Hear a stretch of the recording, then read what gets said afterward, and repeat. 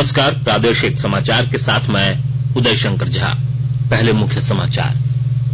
प्रधानमंत्री ने भारत और मध्य एशियाई देशों की पहली शिखर बैठक की मेजबानी की।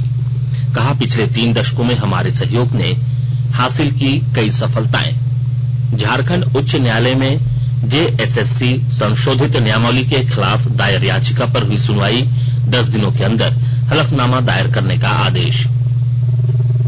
राज्य के 9 खनिज ब्लॉकों की होगी नीलामी, खान एवं भूतत्व विभाग ने निकाली निविदा। और राजधानी रांची समेत राज्य भर में करीब 5 दिनों बाद आसमान हुआ साफ, न्यूनतम तापमान में होगी गिरावट, ठंडी हवा ने बढ़ाई सिहरन। और समाचार से पहले एक जरूरी संदेश। देश के कई हिस्सों में कोविड का संक्रमण तेजी से बढ़ रहा है। हम श्रोताओं से सतर्क रहने और 15 से 18 वर्ष के बच्चों सहित अन्य लोगों को टीका लगवाने में मदद की अपील करते हैं। कोरोना वायरस का नया स्वरूप ओमिक्रॉन चिंता का कारण है। कृपया सुरक्षित रहने के लिए 3 सरल उपायों का पालन अवश्य करें। मास्क पहने, 2 गज की सुरक्षित दूरी बनाए रखें, हाथ और चेहरे की सफाई का विशेष ध्यान दें। कोविड संबंधी किसी भी जानकारी और सलाह के लिए राष्ट्रीय हेल्पलाइन नंबर 01123978046 और 1075 पर संपर्क करें। वहीं राज्य हेल्पलाइन नंबर 104 डायल कर किसी भी समस्या का त्वरित समाधान लिया जा सकता है। और अब समाचार विस्तार से। भारत और मध्य एशियाई देशों की आज पहली शिखर बैठक हुई। प्रधानमंत्री नरेंद्र मोदी ने वर्चुअल माध्यम से इसकी मेजबानी की। बैठक को संबोधित करते हुए प्रधानमंत्री ने कहा कि भारत और मध्य एशियाई देशों के राजनयिक संबंधों ने 30 सार्थक वर्ष पूरे कर लिए हैं। श्री मोदी ने कहा कि पिछले 3 दशकों में हमारे सहयोग ने कई सफलताएं हासिल की हैं। उन्होंने कहा कि अब इस महत्वपूर्ण पड़ाव पर हमें आने वाले सालों के लिए भी एक महत्वाकांक्षी विजन परिभाषित करना चाहिए। प्रधानमंत्री ने कहा कि क्षेत्रीय सुरक्षा के लिए हम सभी की चिंताएं और उद्देश्य एक समान हैं। भारत और सेंट्रल एशिया देशों के डिप्लोमेटिक संबंधों ने 30 सार्थक वर्ष पूरे कर लिए हैं। एक्सेलेंसी, आज की समिट के 3 प्रमुख उद्देश्य हैं। पहला, मैं स्पष्ट कर रहा हूं कि भारत और सेंट्रल एशिया का आपसी सहयोग क्षेत्रीय सुरक्षा और समृद्धि के लिए अनिवार्य है। दूसरा उद्देश्य हमारे सहयोग को एक प्रभावी स्ट्रक्चर देना है। इससे विभिन्न स्तरों पर और विभिन्न स्टेक होल्डर्स के बीच रेगुलर इंटरेक्शन का एक ढांचा स्थापित होगा। और तीसरा उद्देश्य हमारे सहयोग के लिए एक महत्वाकांक्षी रोडमैप बनाना है। इसके माध्यम से हम अगले 3 सालों में रीजनल कनेक्टिविटी और कोऑपरेशन के लिए एक इंटीग्रेटेड अप्रोच अपना सकेंगे। झारखंड कर्मचारी चयन आयोग जेएसएससी संशोधित नियमावली के खिलाफ दायर याचिका पर झारखंड उच्च न्यायालय के मुख्य न्यायाधीश डॉक्टर रवि रंजन और न्यायाधीश एसएन प्रसाद की खंडपीठ में आज सुनवाई हुई। न्यायालय ने इस दौरान मौखिक टिप्पणी करते हुए कहा कि यह अंतिम मौका दिया जा रहा है जिसमें सरकार को काउंटर एफिडेविट कोर्ट के समक्ष पेश करना है।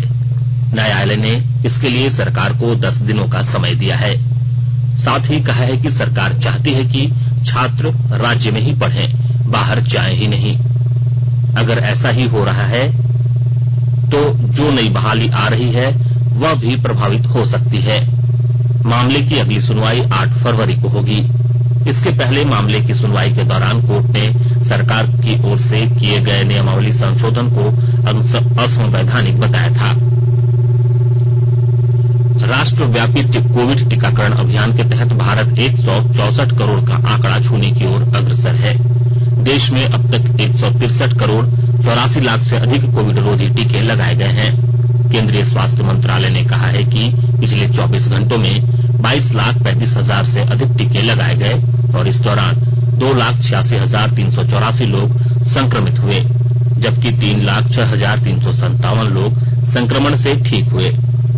इसके साथ ही देश में कोविड से स्वस्थ होने की दर 93.33% हो गई है।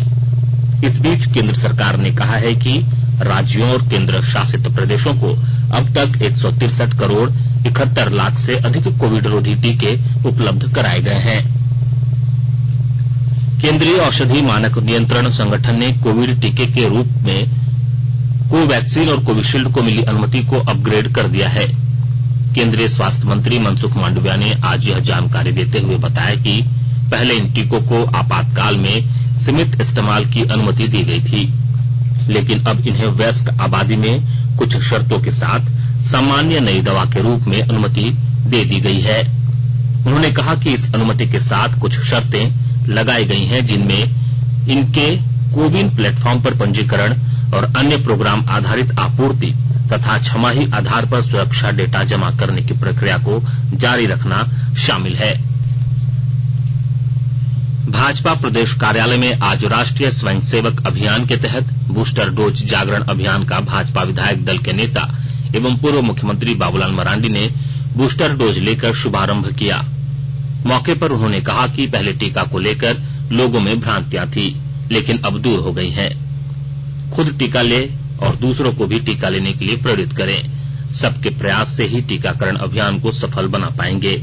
जिनका पहला और दूसरा डोज लग चुका है वे बूस्टर डोज ले, तभी हम कोरोना को हरा पाएंगे। उन्होंने बताया कि भाजपा के कार्यकर्ताओं ने टीकाकरण अभियान से जुड़कर सफल बनाने में अहम भूमिका निभाई है। उसका परिणाम आज देश में 160 करोड़ टीका लगाया गया है। आकाशवाणी के ताजा तरीन समाचारों के लिए आप हमारी वेबसाइट newsonair.com पर लॉग ऑन कर सकते हैं। ताजा समाचार Twitter handle @AIR news alerts और Facebook page All India Radio News पर भी उपलब्ध है। आप प्रादेशिक समाचार एकांश के Twitter handle @AIR news _Ranchi और फेसबुक, इंस्टाग्राम पेज तथा YouTube channel AIR news Ranchi पर भी हमारे बुलेटिन सुन सकते हैं। प्रादेशिक समाचार आप आकाशवाणी रांची से सुन रहे हैं और अब पेश है कोरोना से बचाव के कुछ संदेश। कोविड-19 से बचाव और सुरक्षित रहने के 3 उपाय। मास्क लगाएं, 2 गज दूरी है जरूरी, सुरक्षित दूरी रखें, हाथ और मुंह साफ रखें।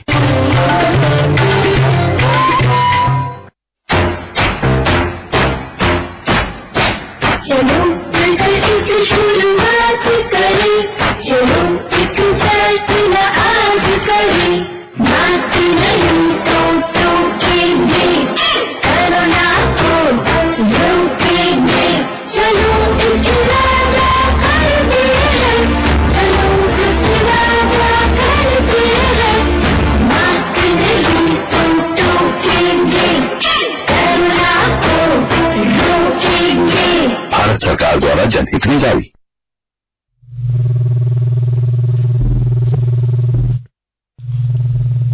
प्रादेशिक समाचार में आपका एक बार फिर से स्वागत है। राज्य के कुल 9 खनिज ब्लॉकों की नीलामी प्रक्रिया खान मंत्रालय, भारत सरकार के निर्धारित नियम एवं प्रावधानों के तहत जल्द शुरू होगी। इसके लिए झारखंड के खान एवं भूतत्व विभाग के अंतर्गत भूतत्व निदेशालय ने खनिज ब्लॉक तैयार करते हुए नीलामी की प्रक्रिया में भाग लेने हेतु विभिन्न समाचार पत्रों एवं MSTC के पोर्टल के साथ विभागीय पोर्टल पर निविदा निकाली है। जिन खनिज ब्लॉकों की नीलामी होगी उनमें पलामू का रेवा रातू ग्रेफाइट खनिज ब्लॉक, लोहरदगा एवं गुमला का चीरोपाट बॉक्साइट खनिज ब्लॉक, रांची का चूरी लाइमस्टोन खनिज ब्लॉक, गुमला का लोधापाट बॉक्साइट खनिज ब्लॉक, रामगढ़ का हरिहरपुर लेमबीचा लाइमस्टोन खनिज ब्लॉक और पश्चिमी सिंहभूम का मेरालगड़ा लोह अयस्क घाटकुरी लोह अयस्क ब्लॉक 1 और 2 शामिल है। प्रधानमंत्री नरेंद्र मोदी 30 जनवरी को 11:30 बजे आकाशवाणी से मन की बात कार्यक्रम में अपने विचार साझा करेंगे। यह इस मासिक रेडियो कार्यक्रम की 85वीं कड़ी होगी। एक ट्वीट में प्रधानमंत्री कार्यालय ने कहा कि यह कार्यक्रम राष्ट्रपिता महात्मा गांधी की पुण्यतिथि पर उन्हें स्मरण करने के बाद शुरू होगा। प्रधानमंत्री नरेंद्र मोदी ने लोगों से माई गोव ओपन फोरम या नमो ऐप के जरिए प्रेरक जीवन की कहानियों और विषयों को साझा करने का आग्रह किया। लोग टोल फ्री नंबर 1800-11-7800 डायल करके प्रधानमंत्री के लिए हिंदी या अंग्रेजी में सुझाव रिकॉर्ड करा सकते हैं। फोन लाइनें कल तक खुली रहेंगी। और अब अमृत महोत्सव। आजादी का अमृत महोत्सव।